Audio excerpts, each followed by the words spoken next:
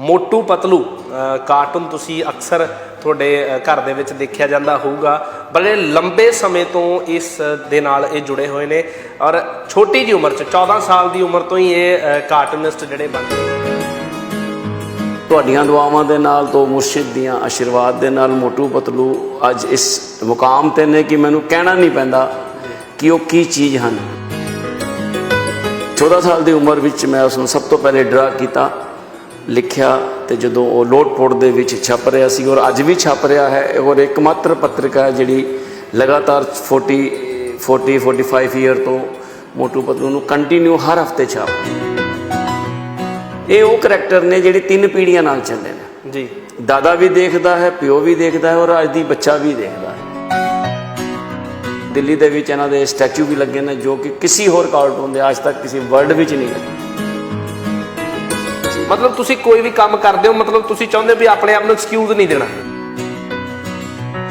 ਮੈਂ ਆਪਣੀ ਜ਼ਿੰਦਗੀ ਦੇ ਵਿੱਚ ਇੱਕ ਫਿਲਾਸਫੀ ਬਣਾਈ ਹੈ ਕਿ ਐਕਸਕਿਊਜ਼ ਨਹੀਂ ਹੋਣਾ ਚਾਹੀਦਾ ਕਿਸੇ ਚੀਜ਼ ਦਾ। ਬਿਲਕੁਲ ਕਿ ਮੈਂ ਇਸ ਕਰਕੇ ਇਹ ਕੰਮ ਨਹੀਂ ਕਰ ਪਾਇਆ ਕਿ ਮੇਰੇ ਕੋਲ ਇਹ ਨਹੀਂ ਸੀ, ਮੈਂ ਇਸ ਕਰਕੇ ਪਾਸ ਨਹੀਂ ਹੋਇਆ ਕਿ ਮੇਰੇ ਕੋਲ ਇਹ ਨਹੀਂ ਸੀ ਜੀ। ਇਹ ਸਿਰਫ ਐਕਸਕਿਊਜ਼ ਹਨ। ਸਤਿ ਸ਼੍ਰੀ ਅਕਾਲ ਜੀ, ਤੁਸੀਂ ਦੇਖ ਰਹੇ ਹੋ ਪ੍ਰਾਈਮ ਏਸ਼ੀਆ ਟੀਵੀ। ਮੈਂ ਬ੍ਰਹਮ ਸਿੰਘ ਪ੍ਰੋਗਰਾਮ ਦੇ ਵਿੱਚ ਤੁਹਾਡਾ ਸਵਾਗਤ ਕਰਦਾ ਤੇ ਅੱਜ ਤੁਹਾਡੀ ਇੱਕ ਖਾਸ ਸ਼ਖਸੀਅਤ ਦੇ ਨਾਲ ਮੁਲਾਕਾਤ ਕਰਾਉਣ ਦੇ ਲਈ ਆਪਾਂ ਲੈ ਕੇ ਆਏ ਹਾਂ। ਅਕਸਰ ਤੁਹਾਨੂੰ ਪਤਾ ਆਪਾਂ ਵੱਖ-ਵੱਖ ਤਰ੍ਹਾਂ ਦੀਆਂ ਸ਼ਖਸੀਅਤਾਂ ਦੇ ਨਾਲ ਤੁਹਾਡੀ ਮੁਲਾਕਾਤ ਕਰਾਈ ਤੇ ਅੱਜ ਆਪਾਂ ਤੁਹਾਡੀ ਮੁਲਾਕਾਤ ਜਿਹੜੇ ਕਿ ਕਿਸੇ ਚੀਜ਼ ਦੇ ਆਪਾਂ ਕਹਿ ਸਕਦੇ ਹਾਂ ਵੀ ਉਹਨਾਂ ਨੂੰ ਜਾਣ ਪਹਿਚਾਣ ਦੇ ਮੁਹਤਾਜ ਨਹੀਂ ਹੈਗੇ, ਉਹਨਾਂ ਦਾ ਨਾਮ ਹੀ ਕਾਫੀ ਹੈ ਤੇ ਉਹਨਾਂ ਦਾ ਨਾਮ ਹੈਗਾ ਜੀ ਡਾਕਟਰ ਹਰਵਿੰਦਰ ਮਨਕਰ ਜੀ। ਔਰ ਮੈਂ ਦੱਸ ਦੇਣਾ ਚਾਹੂੰਗਾ ਜੀ, ਇਹ ਦਵਾਈਆਂ ਨਹੀਂ ਦਿੰਦੇ, ਬਿਲਕੁਲ ਇਹ ਹੋਰ ਕਿਸੇ ਦੇ ਡਾਕਟਰ ਨੇ, ਹੋਰ ਕਿਸੇ ਚੀਜ਼ ਦੇ ਡਾਕਟਰ ਨੇ। ਸੋ ਡਾਕਟਰ ਹਰਵਿੰਦਰ ਮਨਕਰ ਜੀ, ਪ੍ਰੋਗਰਾਮ 'ਚ ਤੁਹਾਡਾ ਬਹੁਤ ਬਹੁਤ ਸਵਾਗਤ। ਸਤਿ ਸ਼੍ਰੀ ਅਕਾਲ ਜੀ। ਸਤਿ ਸ਼੍ਰੀ ਅਕਾਲ। ਠੀਕ ਠਾਕ ਹੋ? ਚੜ੍ਹਦੀ ਕਲਾ 'ਚ? ਜਿਹਦੇ ਸਾਹਮਣੇ ਪਰਮ ਆਨੰਦ ਪਰਮ ਸਿੰਘ ਬੈਠਾ ਹੋਵੇ ਉਹ ਠੀਕ ਠਾਕ ਹੀ ਹੋਊਗਾ। ਥੈਂਕ ਯੂ ਜੀ, ਬਹੁਤ ਬਹੁਤ ਸ਼ੁਕਰੀਆ ਜੀ। ਸੋ ਡਾਕਟਰ ਹਰਵਿੰਦਰ ਮਨਕਰ ਜੀ, ਜਿਨ੍ਹਾਂ ਦੇ ਬਾਰੇ ਮੈਂ ਤੁਹਾਨੂੰ ਇੱਕ ਗੱਲ ਦੱਸੂਗਾ, ਬਾਕੀ ਤੁਹਾਨੂੰ ਆਲਰੇਡੀ ਆਪਣੇ ਆਪ ਹੀ ਤੁਹਾਨੂੰ ਸਮਝ ਆ ਜਾਣੀ ਹੈ। ਮੋਟੂ ਪਤਲੂ ਕਾਰਟੂਨ ਤੁਸੀਂ ਅਕਸਰ ਤੁਹਾਡੇ ਘਰ ਦੇ ਵਿੱਚ ਦੇਖਿਆ ਜਾਂਦਾ ਹੋਊਗਾ। ਬੜੇ ਲੰਬੇ ਸਮੇਂ ਤੋਂ ਇਸ ਦੇ ਨਾਲ ਇਹ ਜੁੜੇ ਹੋਏ ਨੇ ਔਰ ਛੋਟੀ ਜਿਹੀ ਉਮਰ 'ਚ 14 ਸਾਲ ਦੀ ਉਮਰ ਤੋਂ ਹੀ ਇਹ ਕਾਰਟੂਨਿਸਟ ਜਿਹੜੇ ਬਣ ਗਏ ਸੀ ਔਰ ਉਹਨੂੰ ਬਣਾਉਂਦੇ ਵੀ ਨੇ, ਡਿਜ਼ਾਈਨ ਵੀ ਕਰਦੇ ਨੇ ਤੇ ਉਹਦੀ ਸਟੋਰੀ ਵੀ ਇਹ ਆਪ ਹੀ ਕਰਦੇ ਨੇ। ਤਾਂ ਹੋਰ ਇੰਨੀਆਂ ਕੁ ਜ਼ਿਆਦੀਆਂ ਚੀਜ਼ਾਂ ਨੇ ਇਹਨਾਂ ਦੀ ਲਾਈਫ ਦੇ ਵਿੱਚ ਕਿ ਮੈਂ ਜੇ ਗਣਾਉਣ ਲੱਗਾ ਤੇ ਸ਼ਾਇਦ ਇਹ ਇੰਟਰਵਿਊ ਬਹੁਤ ਜ਼ਿਆਦਾ ਲੰਬਾ ਹੋ ਜਾਊਗਾ। ਕਿਉਂ ਮਨਕਰ ਸਾਹਿਬ? ਤੇ ਅੱਜ ਆਪਾਂ ਇਹਨਾਂ ਨਾਲ ਖਾਸ ਗੱਲਬਾਤ ਕਰਨੀ ਆ। ਤੇ ਮਨਕਰ ਸਾਹਿਬ, ਮੇਰਾ ਸਭ ਤੋਂ ਜਿਹੜਾ ਪਹਿਲਾ ਸਵਾਲ ਹੈ ਤੁਹਾਡੇ ਤੇ ਕਿ ਜਿਹੜਾ ਤੁਸੀਂ ਮੋਟੂ ਪਤਲੂ ਲੋਕ ਜਾਣਦੇ ਨੇ ਤੁਹਾਨੂੰ, ਬਾਕੀ ਵੀ ਜਿਹੜੇ ਤੁਸੀਂ ਕੰਮ ਕਰਦੇ ਹੋ, ਲਿਖਦੇ ਵੀ ਹੋ, ਸ਼ਾਇਰੀਆਂ ਵੀ ਲਿਖਦੇ ਹੋ, ਹੋਰ ਚੀਜ਼ਾਂ ਕਰਦੇ ਹੋ, ਅਕਸਰ ਲੋਕਾਂ ਨੂੰ ਸਾਰਾ ਇਹਨਾਂ ਚੀਜ਼ਾਂ ਬਾਰੇ ਪਤਾ ਹੈ। ਪਰ ਇੱਕ ਥੋੜ੍ਹੀ ਜਿਹੀ ਮੋਟੂ ਪਤਲੂ ਤੇ ਮੈਂ ਝਾਤ ਚਾਹੁੰਦਾ ਤੁਹਾਡੀ ਜ਼ੁਬਾਨੀ।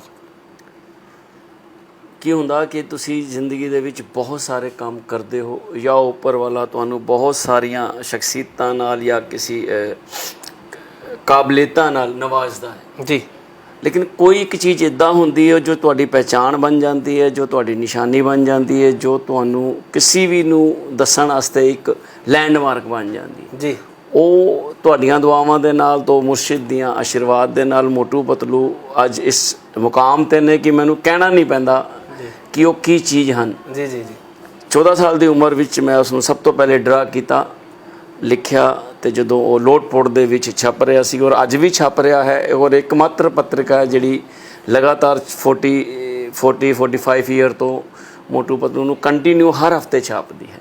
ਫਿਰ ਉਹ ਅਸੀਂ ਉਸ ਤੋਂ ਬਾਅਦ ਜੋ ਪੁਰਾਣੇ ਅਗਰ ਸਟੋਰੀ ਤੋਂ ਸ਼ੁਰੂ ਕਰੀਏ, ਫਿਰ ਉਹਨੂੰ ਅਸੀਂ ਮਪੈਟ ਵਿੱਚ ਵੀ ਯੂਜ਼ ਕੀਤੇ, ਉਹ ਕਰੈਕਟਰਸ ਪਪੈਟ ਵਿੱਚ ਵੀ ਯੂਜ਼ ਕੀਤੇ, ਫਿਰ ਅਸੀਂ 2D ਐਨੀਮੇਸ਼ਨ ਵੀ ਬਣਾਈਆਂ ਤੇ ਹੁਣ 3D ਦੇ ਵਿੱਚ ਕੇਤਨ ਮਹਿਤਾ ਜੀ ਔਰ ਦੀਪਾ ਸਾਹੀ ਦੀ ਕੰਪਨੀ ਜਿਹੜੀ ਮਾਇਆ ਹੈ, ਉਹ ਉਸ ਨੂੰ ਤੁਹਾਡੇ ਟੀਵੀ ਨਿਕਲੋਡੀਅਨ ਦੇ ਉੱਤੇ ਤੁਸੀਂ ਕਿੰਨੇ 10 ਵਰਿਆਂ ਤੋਂ ਤੇ ਉਹ ਵੀ ਹੋ ਗਏ ਨੇ ਔਰ ਕਾਫੀ ਅਵਾਰਡ ਵੀ ਜਿੱਤੇ ਹਨ। ਇਹ ਅਸਲ 'ਚ ਕੀ ਹੁੰਦਾ, ਇਹ ਉਹ ਕਰੈਕਟਰ ਨੇ ਜਿਹੜੇ 3 ਪੀੜ੍ਹੀਆਂ ਨਾਲ ਚੱਲੇ ਨੇ ਜੀ। ਦਾਦਾ ਵੀ ਦੇਖਦਾ ਹੈ, ਪਿਓ ਵੀ ਦੇਖਦਾ ਹੈ ਔਰ ਅੱਜ ਦੀ ਬੱਚਾ ਵੀ ਦੇਖਦਾ ਹੈ। ਇਹਦੀ ਮਕਬੂਲੀਅਤ ਔਰ ਇਹਦੀ ਖਾਸੀਅਤ ਹੀ ਇਹੀ ਹੈ ਕਿ ਇਹ ਫੈਮਿਲੀਅਰ ਹੈ। ਅਸੀਂ ਕੋਈ ਵਲਗਰ ਕੰਟੈਂਟ ਨਹੀਂ ਹੁੰਦਾ ਉਸ ਦੇ ਅੰਦਰ, ਕੋਈ ਗਾਲੀ ਗਲੋਚ ਨਹੀਂ ਹੁੰਦਾ, ਮਾਰ ਕੁਟਾਈ ਨਹੀਂ ਹੁੰਦੀ, ਤਾਂ ਸੁਭਾਵਿਕ ਲੱਗਦਾ ਹੈ। ਔਰ ਇਹ ਪੂਰੇ ਤੁਹਾਨੂੰ ਮੈਂ ਦੱਸਾਂ ਵਰਲਡ ਦੇ ਵਿੱਚ ਇੱਕ ਇਤਿਹਾਸ ਹੈ ਕਿ ਐਲਡਰ ਕਰੈਕਟਰ ਜੀ ਬੱਚਿਆਂ ਵਿੱਚ ਲੋਕਪ੍ਰਿय ਹੋਣਾ ਬੜੀ ਔਖੀ ਗੱਲ ਹੈ। ਬੱਚਿਆਂ ਨੂੰ ਛੋਟੇ ਬੱਚੇ, ਛੋਟਾ ਭੀਮ ਜੀ, ਆਰਚੀ, ਐਵੇਂ ਦੇ ਕਰੈਕਟਰ ਹੀ ਅੱਛੇ ਲੱਗਦੇ ਹਨ, ਪਰ ਅੰਕਲ ਕਰੈਕਟਰ ਕਿ ਬੱਚੇ ਨੂੰ ਅੱਛੇ ਲੱਗਣਾ ਉਹ ਆਪਣੇ ਆਪ 'ਚ ਇੱਕ ਕਮਾਲ ਸੀ। ਜੀ ਔਰ ਮੈਡਮ ਤੁਸਾਦ ਦਿੱਲੀ ਦੇ ਵਿੱਚ ਇਹਨਾਂ ਦੇ ਸਟੈਚੂ ਵੀ ਲੱਗੇ ਨੇ ਜੋ ਕਿ ਕਿਸੇ ਹੋਰ ਕਾਰਟੂਨ ਦੇ ਅੱਜ ਤੱਕ ਕਿਸੇ ਵਰਲਡ ਵਿੱਚ ਨਹੀਂ ਲੱਗੇ। ਇਹਦੇ ਤਾਂ ਵਧਾਈ ਦੇ ਪਾਤਰ ਤੁਸੀਂ ਬਣਦੇ ਹੋ, ਕਿਉਂਕਿ ਦੇਖੋ ਤੁਸੀਂ ਕੇ ਸੁਮਰੇ ਉਹਨੂੰ ਡਿਜ਼ਾਈਨ ਕੀਤਾ ਔਰ ਅੱਜ ਮਕਬੂਲ ਨੇ ਪੂਰੇ। ਸਭ ਤੋਂ ਵੱਡੀ ਗੱਲ ਇਹ ਹੈ ਕਿ ਮੋਟੂ ਪਤਲੂ ਇੰਨਾ ਜ਼ਿਆਦਾ ਪਸੰਦ ਕੀਤਾ ਜਾ ਰਿਹਾ। ਕਈ ਵਾਰ ਆਮ ਦੁਕਾਨਾਂ ਦੇ ਉੱਤੇ ਜਾਈਦਾ ਤੇ ਪੈਕਟ ਦੇ ਉੱਤੇ ਨਾ ਬੱਚਿਆਂ ਦੇ ਖਾਣ ਪੀਣ ਵਾਲੀਆਂ ਚੀਜ਼ਾਂ ਤੇ ਵੀ ਮੋਟੂ ਪਤਲੂ ਕਹਿ ਕੇ ਵੇਚਦੇ ਨੇ ਲੋਕ, ਉੱਤੇ ਫੋਟੋ ਬਣੀ ਹੁੰਦੀ ਹੈ। ਫੋਟੋ ਬਣੀ ਅਸਲ 'ਚ ਕੀ ਹੁੰਦਾ, ਜਦੋਂ ਤੁਹਾਡੀ ਨੀਅਤ ਅੱਛੀ ਹੋਵੇ, ਤੁਹਾਡੀ ਸੋਚ ਅੱਛੀ ਹੋਵੇ, ਤੁਹਾਡਾ ਰਸਤਾ ਅੱਛਾ ਹੋਵੇ ਤੇ ਉਹ ਜਿਹੜੀ ਉਹ ਤਾਕਤ ਆ ਉਹ ਤੁਹਾਨੂੰ ਨਵਾਜ਼ਦੀ ਹੈ ਜੀ। इन्हीं की कृपा से सजे हम हैं वरना मोह से गरीब करोड़ पड़े। वाह। तो वो उसकी कृपा, उस सतगुरु की कृपा है। उस दे बगैर जो ਕੀਤਾ ਉਸਨੇ ਕੀਤਾ। ਅਸੀਂ ਸਿਰਫ ਇੱਕ ਯੰਤਰ ਆ। ਸਾਡਾ ਨਾਂ ਹੋ ਰਿਹਾ ਕਰਨ ਕਰਾਵੇ ਸਾਈਆਂ ਸਿਰ ਦੂਜੇ ਕੇ ਦੇ ਇਹ ਸਿਮਰਤ ਉਸमें अपना नाम ना ले। ਇਹ ਸਿਰਫ ਉਸ ਦੀ ਕਰਨੀ ਹੈ ਸਰ, ਸਾਡਾ ਕੁਝ ਨਹੀਂ ਹੈ। ਪਰ ਠੀਕ ਹੈ ਅਗਰ ਉਸ ਦੇ ਵਿੱਚ ਮੇਰਾ ਨਾਂ ਆਇਆ ਹੈ ਜਾਂ ਮੇਰੇ ਸੁਭਾਗੇ ਵਿੱਚ ਆਇਆ ਹੈ ਜਾਂ ਮੇਰੇ ਖਾਤੇ ਵਿੱਚ ਆਇਆ ਹੈ ਤੇ ਸ਼ਾਇਦ ਕੋਈ ਨੇਕ ਕੰਮ ਕੀਤੇ ਹੋਣਗੇ। ਤੁਹਾਡੀਆਂ ਦੁਆਵਾਂ ਸਦਕੇ ਬਹੁਤ ਬਹੁਤ ਸ਼ੁਕਰੀਆ ਦਰਸ਼ਕਾਂ ਦਾ ਵੀ ਤੇ ਉਹ ਰੱਬ ਦਾ ਵੀ। ਵਾਹ ਜੀ ਵਾਹ। ਅੱਛਾ, ਇੱਕ ਗੱਲ ਬੜੀ ਸੁਭਾਵਿਕ ਹੈ, ਮੈਂ ਦਰਸ਼ਕਾਂ ਨੂੰ ਦੱਸ ਦੇਣਾ ਚਾਹੁੰਦਾ ਕਿ ਜਿਹੜੇ ਪੋਇਟ ਹੁੰਦੇ ਨੇ, ਜਿਹੜੇ ਲਿਖਣ ਵਾਲੇ ਹੁੰਦੇ ਨੇ, ਉਹਨਾਂ ਦੀ ਗੱਲ ਚੋਂ ਤੇ ਤੁਕਾਂ ਐ ਬਣਦੀਆਂ ਨੇ ਵੀ ਜਿੱਦਾਂ ਹਨਾ ਕਮਾਨ ਚੋਂ ਤੀਰ ਛੱਡਿਆ ਹੁੰਦਾ, ਮਿੰਟਾਂ 'ਚ ਹੀ ਗੱਲ ਆਉਂਦੀ ਆ। ਅੱਛਾ ਜੀ, ਮੈਂ ਤੁਹਾਡੇ ਨਾਲ ਇੱਕ ਮੇਰਾ ਦੂਸਰਾ ਸਵਾਲ ਹੈ। ਇਹ ਅੱਜ 5 ਦਾ ਪੰਚ ਹੈ, ਆਪਾਂ 5 ਸਵਾਲ ਰੱਖੇ ਨੇ ਇਹਨਾਂ ਵਾਸਤੇ ਤੇ ਉਹਦਾ ਕੱਟ ਕੇ ਜਵਾਬ ਆਉਣਾ। ਪੰਜੀਰੀ 5 ਨਾਲ ਬਣਦੀ ਹੈ। ਪੰਜੇ ਨਾਲ ਨਵਾਜੀ ਹੋਈ ਪੰਜਾਬ ਦੀ ਧਰਤੀ ਹੈ, 5 ਦਰਿਆਵਾਂ ਦੀ, 5 ਪਿਆਰੇ ਵੈਸੇ ਉਸ ਦੀ ਸ਼ਾਨ ਹਨ। ਵਾਹ। ਤੇ 5 ਤੱਤਾਂ ਨਾਲ ਇਨਸਾਨ ਬਣਿਆ ਹੋਇਆ ਹੈ। ਤੇ 5 ਤੇ ਤੁਹਾਡਾ ਪੰਚ ਵੈਸੇ ਹੀ ਬਹੁਤ ਖੂਬਸੂਰਤ। ਵਾਹ ਜੀ ਵਾਹ, ਕੀ ਬਾਤ। ਮੈਂ ਤੁਹਾਨੂੰ ਦੱਸਿਆ ਨਾ ਵੀ ਪੋਇਟ ਨੇ ਹਰ ਗੱਲ ਦਾ ਜਵਾਬ ਲਿਖਤੀ ਰੂਪ ਚ ਆਏਗਾ। ਅੱਛਾ ਜੀ, ਮੇਰਾ ਇਹ ਸਵਾਲ ਹੈ ਤੁਹਾਡੇ ਤਣੀ ਕਿ ਜਿੱਦਾਂ ਕਹਿ ਲਓ ਜੋ ਆਮ ਜ਼ਿੰਦਗੀ ਹੈ, ਇੱਕ ਆਮ ਇਨਸਾਨ ਜਿਹੜਾ ਹੁੰਦਾ ਉਹ 3 ਚੀਜ਼ਾਂ ਤੋਂ ਪ੍ਰਭਾਵਿਤ ਹੁੰਦਾ। ਇਸ਼ਕ, ਈਗੋ ਤੇ ਜਾਂ ਇਨਕਮ। ਇਹ 3 ਚੀਜ਼ਾਂ ਨੇ। ਇਹ 3 ਜਿਹੜੀਆਂ ਈੜੀਆਂ ਨੇ, ਇਹ ਤਿੰਨਾਂ ਦੇ ਵਿੱਚੋਂ ਤੁਹਾਨੂੰ ਕਿਹੜੀ ਚੀਜ਼ ਪ੍ਰਭਾਵਿਤ ਕਰਦੀ ਹੈ? ਦੇਖੋ, ਅਗਰ ਕੋਈ ਇਹ ਹਰ ਇੱਕ ਦੀ ਜ਼ਿੰਦਗੀ ਦੇ ਅੰਦਰ ਹੈ। ਇਨਕਮ ਹਰ ਕੋਈ ਚਾਹੁੰਦਾ, ਹਰ ਕੋਈ ਉਸ ਰਮਜ ਕਮਾਉਣ ਵਾਸਤੇ ਹੀ ਜੱਦੋ ਜ਼ਹਿਦ ਕਰਦਾ ਪਿਆ। ਈਗੋ ਇੱਕ ਐਸੀ ਚੀਜ਼ ਹੈ ਕਿ ਜੋ ਸਭ ਤੋਂ ਤੁਹਾਨੂੰ ਅਗਰ ਕੋਈ ਡੁਬੋਣ ਦੇ ਵਿੱਚ ਤੁਹਾਡੇ ਤਬੂਤ ਦਾ ਕਿਲ ਜੋ ਸਾਬਿਤ ਹੁੰਦੀ ਹੈ ਉਹ ਈਗੋ ਹੁੰਦੀ ਹੈ। ਉਹ ਤੁਹਾਨੂੰ ਬੁਰੀ ਤਰ੍ਹਾਂ ਤੁਹਾਡੇ ਹਰ ਅੱਛਾਈ ਨੂੰ ਵੀ ਨੇਸਤਨਾਬੂਦ ਕਰ ਦਿੰਦੀ ਹੈ। ਈਗੋ ਨੂੰ ਅਗਰ ਇੱਕ ਸ਼ਾਇਰੀ ਦੇ ਵਿੱਚ ਕਿਹਾ ਜਾਵੇ ਤਾਂ ਮੈਂ ਤੁਹਾਨੂੰ 2 ਲਾਈਨਾਂ ਸੁਣਾਉਣਾ ਚਾਹੂੰਗਾ ਜੀ कि इतनी सी बात समुंदर को खल गई। वाह। एक कागज की कश्ती मुझ पे कैसे चल गई। वाह। ਵੱਡਾ ਸਮੁੰਦਰ ਹੈ, ਉਹ ਕਾਗਜ਼ ਦੀ ਕਸ਼ਤੀ ਤਾਂ ਈਗੋਸਟਿਕ ਹੋ ਗਿਆ। ਤੇ ਈਗੋ ਤੇ ਤੁਹਾਨੂੰ ਲੈ ਡੁੱਬੋਗੀ ਕਦੀ ਵੀ। ਔਰ ਇਸ਼ਕ ਖੁਦਾ ਦੀ ਦੇਣ ਹੈ। ਇਸ਼ਕ ਨੇ ਹੀ ਦੁਨੀਆ ਬਣਾਈ ਹੈ। ਦੁਨੀਆ ਜੰਮੀ ਇਸ਼ਕ ਤੋਂ ਸੀ, ਦੁਨੀਆ ਦਾ ਸਮਾਪਤੀ ਵੀ ਇਸ਼ਕ ਦਾ ਨਾਲ ਹੈ ਜੀ। ਇਸ਼ਕ ਹਰ ਇੱਕ ਨੂੰ ਕਰਨਾ ਚਾਹੀਦਾ, ਪਰ ਜਿਸਮਾਨੀ ਨਹੀਂ। ਜਿਸਮਾਨੀ ਇਸ਼ਕ ਜਿਸਮ ਦੇ ਨਾਲ ਹੀ ਖਤਮ ਹੋ ਜਾਂਦਾ ਹੈ, ਕਿਉਂਕਿ ਜਿਸਮ ਟਲਦਾ ਹੈ, ਤੁਹਾਡਾ ਰੂਪ ਟਲਦਾ ਹੈ, ਤੁਹਾਡੀ ਸੋਚ ਟਲਦੀ ਹੈ, ਤੁਹਾਡੀ ਤਾਕਤ ਟਲਦੀ ਹੈ ਤੇ ਉਹ ਇਸ਼ਕ ਰਫੂ ਚੱਕਰ ਹੋ ਜਾਂਦਾ ਹੈ। ਆਸ਼ਿਕ ਵੇਖੇ ਝੋਲਾ ਫੜ ਕੇ ਸਬਜ਼ੀ ਵੰਡੀ ਜਾਂਦੇ, ਚੱਕਰ ਹੈ। ਲੇਕਿਨ ਜੋ ਇਸ਼ਕ ਰੂਹਾਨੀਅਤ ਦੇ ਨਾਲ ਜੁੜਿਆ ਹੈ, ਜੋ ਸਤਿਗੁਰੂ ਦੇ ਨਾਲ ਜੁੜਿਆ ਹੈ, ਜੋ ਉਸ ਮੁਰਸ਼ਿਦ ਦੇ ਨਾਲ ਜੁੜਿਆ ਹੈ, ਜੋ ਸੱਚੇ ਪਾਤਸ਼ਾਹ ਦੇ ਨਾਲ ਜੁੜਿਆ ਹੈ, ਜੋ ਤੁਹਾਨੂੰ ਪਾਰ ਲਗਾਉਂਦਾ, ਜਿਹੜਾ ਇਸ਼ਕ ਤੁਹਾਡੇ ਕੰਮ ਦੇ ਨਾਲ, ਇਸ਼ਕ ਕਰੋ ਕੰਮ ਨਾਲ ਕਰੋ, ਇਸ਼ਕ ਕਰੋ ਸਿੱਖਿਆ ਨਾਲ ਕਰੋ, ਇਸ਼ਕ ਕਰੋ ਸੋਚ ਅੱਛੀ ਲੈ ਕੇ ਕਰੋ, ਤੇ ਉਹ ਇਸ਼ਕ ਤੁਹਾਨੂੰ ਉਸ ਮੁਕਾਮ ਤੇ ਪਹੁੰਚਾਉਂਦਾ ਔਰ ਉਹਦੇ ਅੰਦਰ ਉਹ ਬਰਕਤ ਪਾਉਂਦਾ ਹੈ ਕਿ ਫਿਰ ਇਸ਼ਕ ਹੋ ਜਾਂਦਾ ਹਰ ਤਰਫ। ਔਰ ਜਿਹੜਾ ਇਸ਼ਕ 'ਚ ਨਹੀਂ ਡੁੱਬਿਆ, ਜਿਹਨੇ ਪ੍ਰੇਮ ਨਹੀਂ ਕੀਤਾ, ਉਹ ਰੱਬ ਕਿੱਦਾਂ ਪਾ ਸਕਦਾ ਹੈ? ਤੇ ਇਸ਼ਕ ਹਮੇਸ਼ਾ ਕਰਨਾ ਚਾਹੀਦਾ ਹੈ, ਮਗਰ ਰੂਹਾਨੀ ਕਰੋ, ਬੱਚਿਆਂ ਨਾਲ ਕਰੋ, ਆਪਣੇ ਮਾਪੇ ਬਜ਼ੁਰਗਾਂ ਦੇ ਨਾਲ ਕਰੋ ਜੀ। ਜੇ ਅੱਜ ਅਸੀਂ ਬਜ਼ੁਰਗਾਂ ਨੂੰ ਬਿਰਧ ਆਸ਼ਰਮ 'ਚ ਛੋੜਨ ਦੀ ਸੋਚ ਵੀ ਲੈਂਦੇ ਹਾਂ ਤੇ ਇਹ ਖਿਆਲ ਰੱਖੀਏ ਕਿ 2 ਕਮਰੇ ਬੁੱਕ ਕਰਾ ਕੇ ਆਈਏ, ਕਿਉਂਕਿ ਕੱਲ ਸਾਡੇ ਬੱਚੇ ਵੀ ਸਾਨੂੰ ਉਹਦੇ ਨਾਲ ਵਾਲੇ ਕਮਰੇ 'ਚ ਪਹੁੰਚਾਉਣ ਵਾਲੇ ਨੇ। ਬਿਲਕੁਲ। ਤੇ ਥੋੜੀ ਜਿਹੀ ਅਗਰ ਅਸੀਂ ਆਪਣੀ ਸੋਚ ਬਦਲੀਏ, ਥੋੜੀ ਜਿਹੀ ਆਪਣੀ ਪਹਿਚਾਨ ਬਦਲੀਏ, ਮੁਹੱਬਤ ਭਾਜੀ ਇੱਕ ਬੜੀ ਛੋਟੀ ਜਿਹੀ ਗੱਲ ਹੈ, ਇੰਨੀ ਛੋਟੀ ਜ਼ਿੰਦਗੀ ਹੈ, ਇਹ ਤੇ ਮੁਹੱਬਤ ਵਾਸਤੇ ਟਾਈਮ ਨਹੀਂ, ਇਸ਼ਕ ਵਾਸਤੇ ਟਾਈਮ ਨਹੀਂ। ਪਤਾ ਨਹੀਂ ਲੋਕ ਦੁਸ਼ਮਣੀਆਂ ਕਾਹਨੂੰ ਪਾਲੀ ਫਿਰਦੇ ਹਨ। ਦੌਰ ਬਹੁਤ ਚੱਲ ਰਿਹਾ। ਤੁਸੀਂ ਮੁਹੱਬਤ ਦੇ ਨਾਲ ਪੂਰੀ ਦੁਨੀਆ ਝੁਕਾ ਸਕਦੇ ਹੋ, ਜੰਗ ਦੇ ਨਾਲ ਤੁਸੀਂ ਇੱਕ ਦੇਸ਼ ਨਹੀਂ ਜਿੱਤ ਸਕਦੇ। 6 ਮਹੀਨੇ ਲੱਗੇ ਰਹਿੰਦੇ ਹੋ, ਮਾਰਦੇ ਰਹਿੰਦੇ ਹੋ ਬੇਕਸੂਰਾਂ ਨੂੰ, ਬੰਬ ਗਿਰਾਉਂਦੇ ਰਹਿੰਦੇ ਹੋ, ਕੀ ਮਿਲਣਾ? ਗੱਲ ਤਾਂ ਸੋਚਣ ਤੇ, ਗੱਲ ਸੋਚਣ ਤੇ ਹੈ। ਜੀ ਜੀ ਇਹ ਤੁਹਾਡੇ ਇਸੇ ਸਵਾਲ ਦੇ ਜਵਾਬ ਦੇ ਵਿੱਚੋਂ ਇੱਕ ਹੋਰ ਸਵਾਲ ਜਿਹੜਾ ਮੇਰੇ ਦਿਮਾਗ ਦੇ ਵਿੱਚ ਦੌੜਿਆ ਹੁੰਦਾ, ਜਿਹੜੀ ਹੁਣ ਦੀ ਜਨਰੇਸ਼ਨ ਹੈ, ਕਹਿਣ ਤੋਂ ਭਾਵ ਜਿਹੜੇ ਆ 2010 ਤੋਂ 2005 ਤੋਂ ਬਾਅਦ ਦੀ ਗੱਲ ਕਰ ਲਈਏ, ਜੇ ਹੁਣ ਦੀ ਜਨਰੇਸ਼ਨ ਦੀ ਜੇਕਰ ਗੱਲ ਕਰੀਏ ਤਾਂ ਸਬਰ, ਸੰਤੋਖ, ਸੰਜੀਦਗੀ ਇਹ ਚੀਜ਼ਾਂ ਖਤਮ ਹੁੰਦੀਆਂ ਜਾਂਦੀਆਂ ਨੇ। ਇਹ ਕੀ ਕਾਰਨ ਮੰਨਦੇ ਹੋ ਵੀ ਜਿਹੜੀ ਹੁਣ ਵਾਲੀ ਪੀੜ੍ਹੀ ਹੈ, ਆਪਾਂ ਕਿਸੇ ਇੱਕ ਨੂੰ ਟਾਰਗੇਟ ਨਹੀਂ ਕਰਦੇ, ਆਲ ਓਵਰ ਦੀ ਗੱਲ ਕਰਨਾ, ਤਾਂ ਬਹੁਤ ਘਟ ਗਈਆਂ ਸਬਰ, ਸੰਤੋਖ, ਸੰਜੀਦਗੀ, ਮਿੱਠ ਬੋਲੀ, ਇਹ ਚੀਜ਼ਾਂ ਕਿੱਥੇ ਗਈਆਂ ਨੇ ਔਰ ਕਿਉਂ ਗਈਆਂ ਨੇ? ਕੀ ਲੱਗਦਾ ਹੈ ਤੁਹਾਡੇ ਹਿਸਾਬ ਨਾਲ? ਕਿੱਥੇ ਗਈਆਂ ਖੇਲਾਂ ਕਿੱਕਲੀ ਕਲੀਰ ਦੀਆਂ ਚਲੇ ਗਈਆਂ ਹਜੂਰ। ਉਹ ਕਹਿੰਦੇ ਨਾ, ਦੋ ਮੰਜੀਆਂ ਨੂੰ ਜੋੜ ਸਮੀਕਰ ਨਹੀਂ ਲੱਗਣੇ, ਜਿਹੜੇ ਵਾਜੇ ਵੱਜ ਗਏ ਮੁੜ ਕੇ ਨਹੀਂ ਵੱਜਣੇ। ਵਾਹ। ਮਾਨ ਸਾਹਿਬ ਨੇ ਲਿਖਿਆ ਕਿ ਸਬਰ ਸੰਤੋਖ ਨਾਲ ਖਾ ਲੋ, ਮੋਲਾ ਜਿੰਨੀ ਦੇ ਦੇਵੇ, ਕੋਈ ਫਰਕ ਨਹੀਂ ਪੈਂਦਾ ਰੋਟੀ ਤੱਤੀ ਠੰਡੀ ਦਾ। ਅਗਰ ਸਬਰ ਦੇ ਵਿੱਚ ਸਭ ਕੁਝ ਹੈ। ਸਾਡੀ ਜਿਹੜੀ ਨਵੀਂ ਪੀੜ੍ਹੀ ਹੈ ਉਹ ਜਲਦਬਾਜ਼ੀ ਦੀ ਹੈ। ਉਹ ਹਰ ਚੀਜ਼ ਨੂੰ ਇਨਸਟੈਂਟ ਚਾਹੁੰਦੀ ਹੈ ਕਿ ਹੁਣੇ ਰਿਜ਼ਲਟ ਚਾਹੀਦਾ। ਅਗਰ ਮੈਂ ਫੜ ਲਓ ਵੀ ਅਗਰ ਮੈਂ ਅੱਜ ਇੰਟਰਵਿਊ ਦਿੱਤਾ ਤੇ ਮੈਨੂੰ ਜਵਾਬ ਵੀ ਸ਼ਾਮ ਤੱਕ ਹੀ ਚਾਹੀਦੀ ਮੇਰੀ ਮਰਜ਼ੀ ਦੀ ਚਾਹੀਦੀ, ਤਨਖਾਹ ਵੀ ਮੇਰੀ ਮਰਜ਼ੀ ਦੀ ਚਾਹੀਦੀ, ਜੋ ਹੁੰਦਾ ਨਹੀਂ, ਇਹ ਕਦੀ ਵੀ ਨਹੀਂ ਹੋ ਸਕਦਾ। ਇਸੇ ਕਰਕੇ ਫਿਰ ਉਹ ਫਰਸਟ੍ਰੇਟਡ ਹੁੰਦੇ ਹਨ। ਫਿਰ ਉਹ ਕਹਿੰਦੇ ਆ ਕਿ ਮੈਨੂੰ ਕੰਮ ਨਹੀਂ, ਉਹ ਉਦਾਸ ਹੁੰਦੇ ਹਨ, ਦਵਾਈਆਂ ਲੈਂਦੇ ਹਨ, ਕੋਈ ਸੁਸਾਈਡ ਵੱਲ ਚਲੇ ਜਾਂਦੇ ਹਨ, ਕੋਈ ਕਿੱਧਰ ਚਲਾ ਜਾਂਦਾ ਹੈ। ਸਬਰ ਨਾਲ, ਸੰਤੋਖ ਨਾਲ ਔਰ ਇੱਕ ਅੱਛੇ ਸੱਚੇ ਮੁਰਸ਼ਿਦ ਦਾ ਪੱਲਾ ਫੜ ਕੇ ਚੱਲੋ। ਜਦ ਜਿਹਦੇ ਨਾਲ ਗੁਰੂ ਨਹੀਂ ਹੈ ਨਾ ਹਜ਼ੂਰ, ਉਹ ਕਦੀ ਕਿਸੇ ਪਾਰ ਲੱਗ ਹੀ ਨਹੀਂ ਸਕਦਾ। ਤਾਂ ਨਵੀਂ ਪੀੜ੍ਹੀ ਦਾ ਗੁਰੂ ਗੂਗਲ ਹੈ। ਉਹ ਗੂਗਲ ਤੇ ਚਲੇ ਗਏ ਹਨ, ਉਹਨਾਂ ਨੂੰ ਦਿਮਾਗ ਦਾ ਖਰਚਾ ਕਰਨਾ ਹੀ ਨਹੀਂ, ਜੋ ਵੀ ਚੀਜ਼ ਕਰਦੇ ਇੰਸਟੈਂਟ ਉਹਨਾਂ ਨੇ ਲੱਭ ਕੇ ਆਨਸਰ, ਉਸ ਆਨਸਰ ਨੂੰ ਸੱਚ ਮੰਨ ਕੇ ਅੱਗੇ ਟੁਰ ਪੈਂਦੇ ਨੇ। ਲੇਕਿਨ ਜੋ ਪੁਰਾਣੀ ਪੀੜ੍ਹੀ ਸੀ ਜਾਂ ਉਸ ਤੋਂ ਪਿਛਲੀ ਪੀੜ੍ਹੀ ਸੀ, ਉਹ ਆਪਣੇ ਸਰੀਰ ਨਾਲ ਹੱਡੀ ਹੋਈ ਦੇ ਨਾਲ ਉਸ ਚੀਜ਼ ਨੂੰ ਉਹਨੂੰ ਫਾਲੋ ਕਰਦੀ ਸੀ। ਇਹ ਤੁਹਾਡੀ ਇੱਕ, ਮੈਂ ਮਾਫੀ ਚਾਹੁੰਦਾ, ਇਹ ਗੂਗਲ ਵਾਲੀ ਗੱਲ ਤੋਂ ਮੈਨੂੰ ਇੱਕ ਗੱਲ ਯਾਦ ਆ ਗਈ। ਪਹਿਲੇ ਸਮੇਂ ਜਦੋਂ ਅਸੀਂ ਵੀ ਮੈਂ ਵੀ ਬਚਪਨ ਹੰਢਾਇਆ, ਤੁਸੀਂ ਅਜੇ ਵੀ ਬੱਚੇ ਹੋ, ਹੁੰਦੇ ਨੇ ਬਜ਼ੁਰਗ ਹੋ ਗਏ। ਉਹਨੇ ਬਜ਼ੁਰਗ ਤਾਂ ਨਹੀਂ ਹੈਗੇ, ਪਰ ਜੇ 2010 ਤੋਂ ਪਿੱਛੇ ਦੀ ਗੱਲ ਕਰਨੀ ਹੈ, ਉਦੋਂ ਵੀ ਥੋੜਾ ਜਿਹਾ ਸਮਾਂ ਚੰਗਾ ਸੀ ਵੀ ਜੇ ਕਿਸੇ ਪਿੰਡ 'ਚ ਜਾਣਾ, ਕਿਸੇ ਨੂੰ ਰਾਹ ਪੁੱਛਣਾ, ਤਾਂ ਉਹਨੇ ਕਹਿ ਦੇਣਾ ਸੱਜੇ ਹੋ ਜੀ, ਖੱਬੇ ਹੋ ਜੀ, ਲਾਲੇ ਦੀ ਹੱਟੀ ਆਊਗੀ, ਉਹਦੇ ਪਿਛਲੇ ਪਾਸੇ ਉਹਨਾਂ ਦਾ ਘਰ ਹੈ। ਉਹ ਚੀਜ਼ਾਂ 2010 ਤੋਂ ਬਾਅਦ ਜਦੋਂ ਦਾ ਗੂਗਲ ਵਾਲਾ ਦੌਰ ਚੱਲਿਆ, ਖਤਮ ਹੋ ਗਈ। ਹੁਣ ਕੋਈ ਦੱਸ ਕੇ ਨਹੀਂ ਰਾਜੀ, ਉਹ ਕਿਸੇ ਨੂੰ ਪਤਾ ਵੀ ਨਹੀਂ ਹੋਣਾ। ਕਿਉਂਕਿ ਦੇਖੋ, ਅਗਰ ਤੁਸੀਂ ਇੱਥੋਂ ਸਕੂਟਰ ਤੇ ਜਾਂਦੇ ਸੀ ਪਹਿਲੇ, ਤੇ ਤੁਹਾਨੂੰ ਨਿਸ਼ਾਨੀਆਂ ਰੱਖਦੇ ਹੁੰਦੇ ਸੀ, ਉਹਦੇ ਇੱਕ ਖੰਭਾ ਲੱਗਾ ਹੋਊਗਾ, ਇੱਕ ਪੇੜ ਹੋਊਗਾ, ਰੁੱਖ ਹੋਊਗਾ। ਹੁਣ ਚੂੰਕਿ ਤੁਸੀਂ ਦੇਖਦੇ ਹੀ ਨਹੀਂ ਉਸ ਤਰਫ, ਤੁਸੀਂ ਇਸ ਤਰਫ ਦੇਖਦੇ ਹੋ, ਤੇ ਉਹ ਫਿਰ ਤੁਹਾਨੂੰ ਪਤਾ ਵੀ ਨਹੀਂ ਚੱਲਦਾ ਕਿ ਬਾਹਰ ਹੋ ਸਕਦਾ ਖੂਬਸੂਰਤ ਇੱਕ ਐਸਾ ਸੀਨਰੀ ਵਾਲਾ ਸਮਾਂ ਚੱਲ ਰਿਹਾ ਹੋਵੇ, ਹੋ ਸਕਦਾ ਖੇਤਾਂ ਦੇ ਵਿੱਚ ਕੋਈ ਕਿਸਾਨ ਕਿੰਨਾ ਸੋਹਣਾ ਕੰਮ ਕਰ ਰਹੇ ਹੋਣ, ਤੁਹਾਨੂੰ ਕੁਝ ਦਿਖਦਾ ਹੀ ਨਹੀਂ। ਨਜ਼ਰੀਆ ਬਦਲ ਗਿਆ। ਤੁਸੀਂ ਨਜ਼ਰੀਆ ਬਦਲ ਗਿਆ, ਤੁਸੀਂ ਮੋਬਾਈਲ ਦੇ ਵਿੱਚ ਵੜ ਗਏ ਹੋ। ਤੁਸੀਂ ਕ੍ਰਿਕਟ ਵੀ ਮੋਬਾਈਲ ਤੇ ਖੇਲਦੇ ਹੋ, ਫੁੱਟਬਾਲ ਵੀ ਮੋਬਾਈਲ ਤੇ ਖੇਲਦੇ ਹੋ। ਪਾਰਕ ਤੇ ਪਰ ਹੁਣ ਨਵੀਆਂ ਸੁਸਾਇਟੀਆਂ ਤੇ ਪਾਰਕ ਹੀ ਨਹੀਂ ਬਣਦੇ, ਜਗ੍ਹਾ ਹੀ ਨਹੀਂ ਛੱਡਦੇ ਇਹ ਲੋਕ। ਤੇ ਇਹਨਾਂ ਨੇ ਤਾਂ ਜ਼ਮੀਨਾਂ ਨੂੰ ਤੇ ਇੰਝ ਸ਼ਿਕੰਜੇ ਮਾਰ ਲੈਂਦੇ ਕਿ ਬਸ ਕੰਕਰੀਟ ਦੇ ਜੰਗਲ ਖੜੇ ਕਰਦੇ ਨੇ। ਬਿਲਕੁਲ। ਸੋ ਸਾਰੀ ਦੁਨੀਆ ਬਦਲ ਰਹੀ ਹੈ, ਇਹਨੂੰ ਲੋਕ ਤਰੱਕੀ ਕਹਿੰਦੇ ਨੇ, ਪਰ ਮੇਰੇ ਖਿਆਲ ਅਨੁਸਾਰ ਅਸੀਂ ਆਪਣਾ ਇਤਿਹਾਸ ਭੁੱਲਦੇ ਅਗਰ ਜਾ ਰਹੇ ਹਾਂ, ਅਗਰ ਅਸੀਂ ਆਪਣਾ ਪਿਛੋਕੜ ਭੁੱਲਦੇ ਜਾ ਰਹੇ ਹਾਂ, ਅਗਰ ਅਸੀਂ ਆਪਣੀ ਵਿਰਾਸਤ ਨੂੰ ਨਸ਼ਟ ਕਰਨ ਤੇ ਆਏ ਹੋਏ ਹਾਂ, ਤੇ ਫਿਰ ਸ਼ਾਇਦ ਇਹਨੂੰ ਇਸ ਤਰੱਕੀ ਸਾਨੂੰ ਨਹੀਂ ਚਾਹੀਦੀ।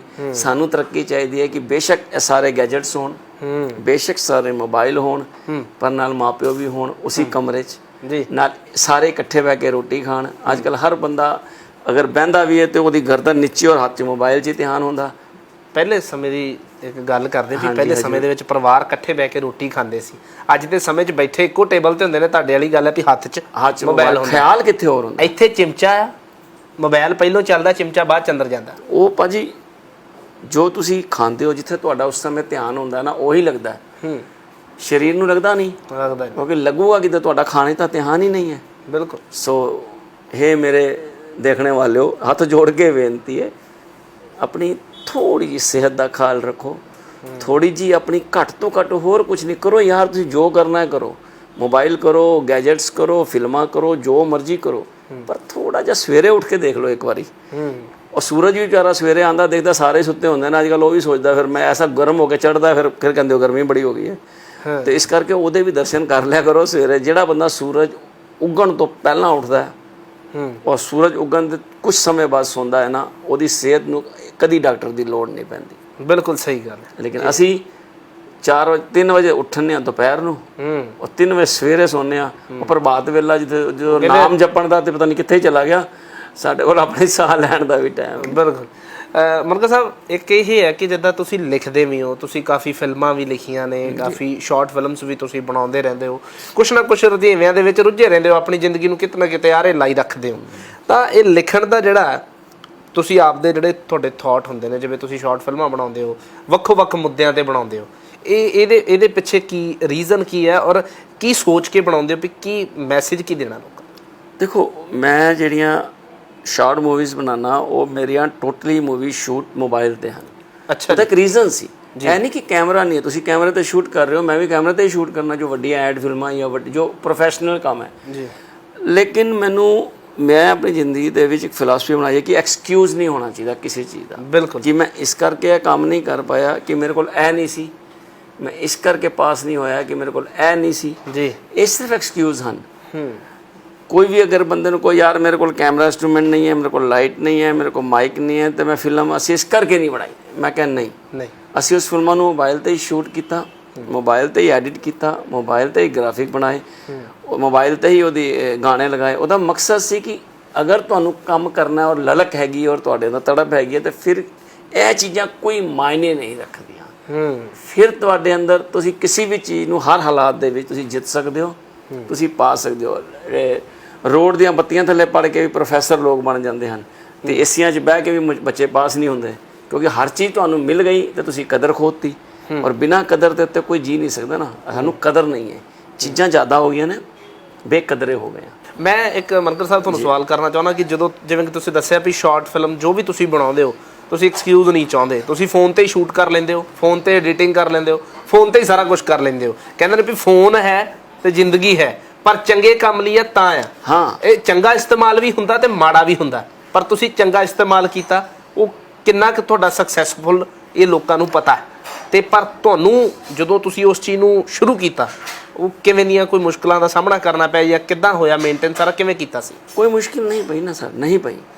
ਮੈਂ ਜਦੋਂ ਪਹਿਲੀ ਫਿਲਮ ਖੋਜ ਕੀਤੀ ਸੀਗੀ ਮਸੂਰੀ ਦੇ ਵਿੱਚ ਜੀ, ਤੇ ਤਜਰਬਾ ਉਹ ਪਹਿਲਾ ਐਕਸਪੈਰੀਮੈਂਟ ਸੀਗਾ ਜੀ, ਜੇ ਐਕਸਪੈਰੀਮੈਂਟ ਕਰਨੇ ਆ, ਜੇ ਅੱਛੀ ਆ ਗਈ ਤੇ ਅੱਗੋਂ ਕੰਟੀਨਿਊ ਕਰਾਂਗੇ। ਪਰ ਉਹ ਇਤਨੀ ਅੱਛੀ ਉਹਦੀ ਰੈਜੂਲੇਸ਼ਨ ਆਈ ਕਿ ਉਹ ਅਸੀਂ ਵੱਡੇ ਪਰਦੇ ਤੇ ਵੀ ਚਲਾ ਕੇ ਦੇਖ ਲਈ। ਅੱਛਾ, 70 mm ਤੇ ਵੀ ਵਾਲੇ, 35 mm ਤੇ ਵੀ ਉਹ ਫਟੀ ਨਹੀਂ। ਉਹ ਜਦੋਂ ਉਹ ਥੋੜਾ ਹੌਸਲਾ ਮਿਲ ਗਿਆ ਉਸ ਤੋਂ ਬਾਅਦ ਫਿਰ ਡਾਰਕ ਮਿਰਰ ਨੇ ਤੇ ਕਮਾਲ ਕੀਤਾ, ਉਹਨੇ 30 ਅਵਾਰਡ ਜਿੱਤੇ ਪੂਰੇ ਵਰਲਡ ਦੇ ਵਿੱਚ, ਔਰ 27 ਦੇਸ਼ਾਂ ਦੇ ਵਿੱਚ ਉਹ ਪੂਰੀ ਰਿਲੀਜ਼ ਹੋਈ, ਪ੍ਰੋਪਰ ਰਿਲੀਜ਼ ਹੋਈ ਉਹ ਜਾ ਕੇ। ਓਕੇ।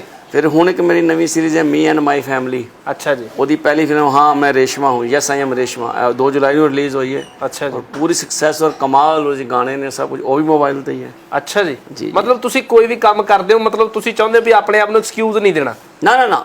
ਹੁਣ ਪਤਾ ਕੀ, ਦੋ ਚੀਜ਼ਾਂ ਨੇ। ਜੋ ਕਰੋਨਾ ਬੀਤਿਆ ਹੁਣ ਪਿੱਛੇ, ਕਰੋਨਾ ਦੇ ਬਾਅਦ ਬਜਟਿੰਗ ਹੈ ਨਹੀਂ ਲੋਕਾਂ ਦੇ ਕੋਲ ਜੀ, ਤੇ ਅਗਰ ਬਜਟ ਨਹੀਂ ਹੈ ਤਾਂ ਮਤਲਬ ਥੋੜਾ ਕੰਮ ਬੰਦ ਕਰਕੇ ਬਹਿ ਜਾਵਾਂਗੇ। ਅਸੀਂ ਉਹਨੂੰ ਬਜਟ ਨੂੰ ਸੀਮਿਤ ਕਰਨ ਵਾਸਤੇ ਇਕਵਿਪਮੈਂਟਸ ਨੂੰ ਥੋੜਾ ਘੱਟ ਕਰਤਾ। ਜੀ ਜੀ ਜੀ ਜੀ। ਤੁਹਾਨੂੰ ਡਿਲੀਵਰੀ ਕੀ ਹੈ, ਮੇਨ ਹੈ ਡਿਲੀਵਰੀ ਕੀ ਹੈ ਜੀ। ਅਗਰ ਡਿਲੀਵਰੀ ਬਹੁਤ ਅੱਛੀ ਦੇ ਰਹੇ ਹੋ ਤੇ ਫਿਰ ਇਹ ਕੋਈ ਮਾਇਨੇ ਨਹੀਂ ਰੱਖਦਾ ਕਿ ਉਹ ਕਿੱਥੋਂ ਆਈ ਹੈ, ਕਿੱਦਾਂ ਆਈ ਹੈ।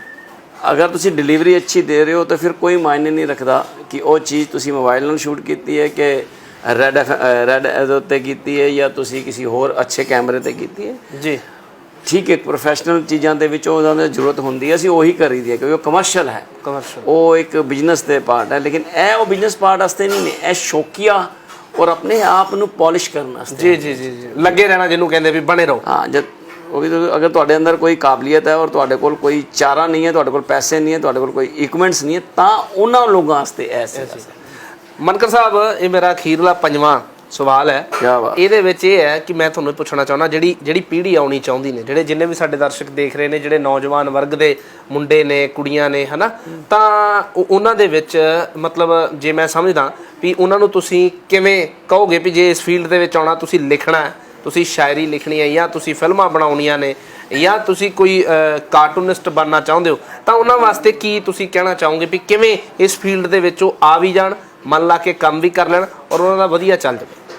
ਦੇਖੋ, ਸਿਰਫ ਸ਼ਕਲ ਚੰਗੀ ਹੋਣ ਤੇ ਸ਼ੀਸ਼ੇ ਅੱਗੇ ਆਪਣੀ ਸੂਰਤ ਸਭ ਨੂੰ ਚੰਗੀ ਲੱਗਦੀ, ਲੇਕਿਨ ਸਿਰਫ ਸ਼ਕਲ ਚੰਗੀ ਹੋਣ ਤੇ ਅਸੀਂ ਮੂੰਹ ਚੁੱਕ ਕੇ ਅਸੀਂ ਮੁੰਬਈ ਚਲੇ ਜਾਂਦੇ ਹਾਂ ਜੀ। ਆਪਣੇ ਮਾਂ ਪਿਓ ਦੇ ਕੀਮਤੀ ਕਮਾਏ ਹੋਏ ਬੜੀ ਮਿਹਨਤ ਦੇ ਪੈਸੇ ਨੂੰ ਜਾ ਕੇ ਅਸੀਂ ਉੱਥੇ ਵੇਸਟ ਕਰ ਦਿੰਦੇ ਹਾਂ ਜਾਂ ਖਰਚ ਕਰ ਦਿੰਦੇ ਹਾਂ ਜੀ। ਲੇਕਿਨ ਇਸ ਤਰ੍ਹਾਂ ਨਹੀਂ ਕਰਨਾ, ਕਿਉਂਕਿ ਬਹੁਤ ਕੰਪੀਟੀਸ਼ਨ ਹੁੰਦਾ ਹੈ। ਤੁਸੀਂ ਕਿੱਥੇ ਵੀ ਜਾਣਾ, ਤੁਸੀਂ ਫੈਸ਼ਨ ਲਾਈਨ 'ਚ ਆਉਣਾ, ਤੁਸੀਂ ਫਿਲਮ ਲਾਈਨ 'ਚ ਆਉਣਾ, ਤੁਸੀਂ ਟੀਵੀ ਲਾਈਨ 'ਚ ਆਉਣਾ, ਤੁਸੀਂ ਕਿਸੇ ਵੀ ਲਾਈਨ 'ਚ ਆਉਣਾ, ਇੱਕ ਟਾਰਗੇਟ ਬਣਾਓ ਕਿ 5 ਸਾਲ ਦਾ ਇੱਕ ਆਪਣੇ ਆਪ ਨੂੰ ਵਕਤ ਦਿਓ ਕਿ ਮੈਂ 5 ਸਾਲ ਟਰਾਈ ਕਰੂੰਗਾ। ਜੇ 5 ਸਾਲ ਦੇ ਵਿੱਚ ਮੈਂ ਕਾਮਯਾਬ ਹੋ ਗਿਆ ਤਾਂ ਮੇਰੀ ਕਿਸਮਤ ਔਰ ਮੇਰੀ ਬੁਲੰਦੀ, ਜੇ ਨਹੀਂ ਹੋਇਆ ਤਾਂ ਸ਼ਾਇਦ ਮੇਰਾ ਰੂਟ ਹੀ ਨਹੀਂ ਹੈ, ਮੈਂ ਦਸਤੇ ਨਹੀਂ ਬਣਿਆ। ਫਿਰ ਤੁਸੀਂ ਨਿਰਾਸ਼ ਨਹੀਂ ਹੁੰਦੇ, ਫਿਰ ਤੁਸੀਂ ਆਪਣਾ ਰੂਟ ਬਦਲ ਕੇ ਕਿਸੇ ਹੋਰ ਤਰਫ ਆਪਣਾ ਕੰਮ ਕਰ ਸਕਦੇ ਹੋ ਜੀ। ਲੇਕਿਨ ਅਗਰ ਤੁਸੀਂ ਡੂ ਐਂਡ ਡਾਈ ਕਰਨ ਚਲੇ ਜਾਂਦੇ ਹੋ ਕਿ ਯਾਰ ਨਹੀਂ ਹੋਇਆ ਤਾਂ ਹੁਣ ਮੈਂ ਸ਼ਕਲ ਹੀ ਨਹੀਂ ਦਿਖਾਵਾਂਗਾ, ਫਿਰ ਤੁਸੀਂ ਗਲਤ ਕੰਮਾਂ 'ਚ ਪੈਂਦੇ ਹੋ। ਇਸ ਕਰਕੇ ਇਹੀ ਸਿੱਖਿਆ ਹੈ, ਕੰਮ ਨੂੰ ਕੰਮ ਸਮਝੋ। ਜ਼ਿੰਦਗੀ ਵਿੱਚ ਕੰਮ ਹੁੰਦਾ ਹੈ, ਕੰਮ ਵਾਸਤੇ ਜ਼ਿੰਦਗੀ ਨਹੀਂ ਬਣੀ ਹੋਈ। ਬਿਲਕੁਲ, ਉਹ ਇੱਕ ਹਿੱਸਾ ਹੈ। ਹਿੱਸਾ। ਅਗਰ ਤੁਸੀਂ ਕਾਮਯਾਬ ਨਹੀਂ ਹੋਏ ਤਾਂ ਸ਼ਾਇਦ ਉਹਨੇ ਕੁਝ ਹੋਰ ਸੋਚਿਆ ਹੋਣਾ। ਜੀ। ਇੱਕ ਦਰ ਬੰਦ ਹਜ਼ਾਰ ਦਰ ਖੁੱਲੇ। ਤੇ ਉਸ ਦੀ ਰਹਿਮਤ 'ਚ ਰਹੋ, ਉਸ ਦੀ ਰਜ਼ਾ ਵਿੱਚ ਰਹੋ, ਉਸ ਦੀ ਕਹਿਣ ਦੇ ਵਿੱਚ ਰਹੋ। ਅਸੀਂ ਰਮਾਇਣ ਨੂੰ ਪੜ੍ਹਦੇ ਹਾਂ, ਗੁਰੂ ਗ੍ਰੰਥ ਸਾਹਿਬ ਨੂੰ ਪੜ੍ਹਦੇ ਹਾਂ। ਗੁਰੂ ਗ੍ਰੰਥ ਸਾਹਿਬ ਦੀ ਨਹੀਂ ਸੁਣਦੇ, ਰਮਾਇਣ ਦੀ ਨਹੀਂ ਸੁਣਦੇ, ਜੋ ਲਿਖਿਆ ਉਹ ਨਹੀਂ ਅਮਲ ਕਰਦੇ। ਉਹ ਅੱਛੇ ਸੰਸਕਾਰਾਂ ਨਾਲ ਚਲੋ, ਆਪਣਾ ਟਰਾਈ ਕਰੋ, ਕੋਸ਼ਿਸ਼ ਕਰੋ। 4-5 ਸਾਲ ਕੋਸ਼ਿਸ਼ ਕੀਤੀ, ਹੋ ਗਿਆ ਤਾਂ ਬੈਸਟ, ਨਹੀਂ ਹੋਇਆ ਤਾਂ ਵਾਪਸ ਹੋਰ ਕੰਮ ਕਰੋ। ਨਿਰਾਸ਼ ਨਹੀਂ ਹੋਣਾ। ਸ਼ਾਰਟਕਟ ਨਹੀਂ ਹੁੰਦਾ ਲਾਈਫ ਦਾ ਕੋਈ ਵੀ, ਕਿ ਤੁਸੀਂ ਸੋਚੋ ਕਿ ਜਾਂਦਾ ਹੀ ਕੋਈ ਸ਼ਾਰਟਕਟ ਦੇ ਵਿੱਚ ਰਾਤੋਂ ਰਾਤ ਤੁਸੀਂ ਸ਼ਾਹਰੁਖ ਖਾਨ ਜਾਂ ਸਲਮਾਨ ਖਾਨ ਬਣ ਜਾਓਗੇ।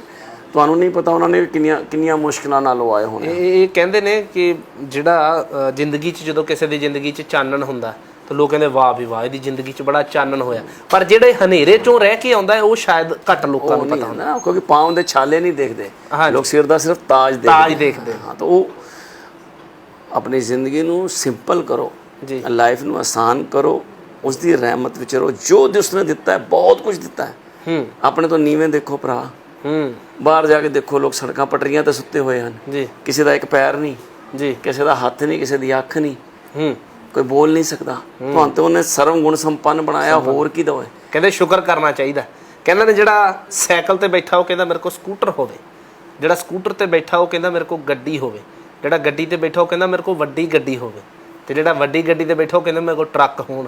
ਤਾਂ ਇਹ ਲਾਲਸਾ ਕਹਿੰਦੇ ਮੁੱਕਦੀ ਨਹੀਂ ਜ਼ਿੰਦਗੀ ਦੀ। ਚਾਹ ਮਿਟੀ, चिंता मिटी, मनवा बेपरवाह, जिसको कुछ ना चाहिए वही शहनशाह। वाह, शहनशाह ਤਾਂ ਹੋਵੇ ਜਿਹਨੂੰ ਕੁਝ ਚਾਹੀਦਾ ਨਹੀਂ, ਬਾਕੀ ਤਾਂ ਸਾਰੇ ਭਿਖਾਰੀ ਹਨ। ਹਾਂ, ਸੋ ਭਿਖਾਰੀ ਨਹੀਂ ਬਣਨਾ। ਪੰਜ ਦੇ ਪੰਚ ਵਿੱਚ, ਪਰਮ ਪੰਚ ਵਿੱਚ, ਪਰਮ ਪੰਚ, ਇਹ ਬੜਾ ਸੋਹਣਾ ਨਾਂ ਹੈ ਸ਼ੋਅ ਦਾ ਜੀ। ਪਰਮ ਪੰਚ ਵਿੱਚ ਹਮੇਸ਼ਾ ਡਟ ਕੇ ਮੁਕਾਬਲਾ ਕਰੋ, ਲੜੋ ਜ਼ਿੰਦਗੀ ਦੀ, ਕੋਈ ਤੁਹਾਨੂੰ ਹਰਾ ਨਹੀਂ ਸਕਦਾ। ਔਰ ਕਦੀ ਹਾਰ ਵੀ ਕੇ ਤੇ ਕੀ ਫਰਕ ਪੈਂਦਾ।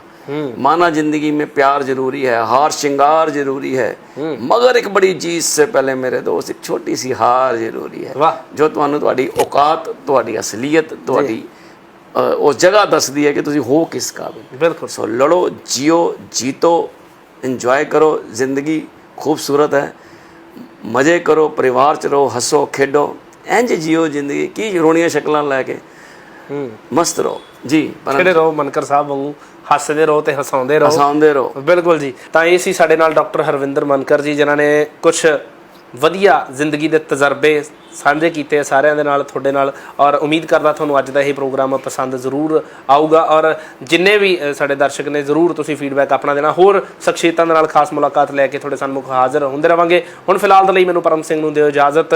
ਸਤਿ ਸ਼੍ਰੀ ਅਕਾਲ। ਤੁਸੀਂ ਦੇਖਦੇ ਰਹੋ ਪ੍ਰਾਈਮ ਏਸ਼ੀਆ TV, ਤੁਹਾਡਾ ਆਪਣਾ, ਤੁਹਾਡੇ ਲਈ।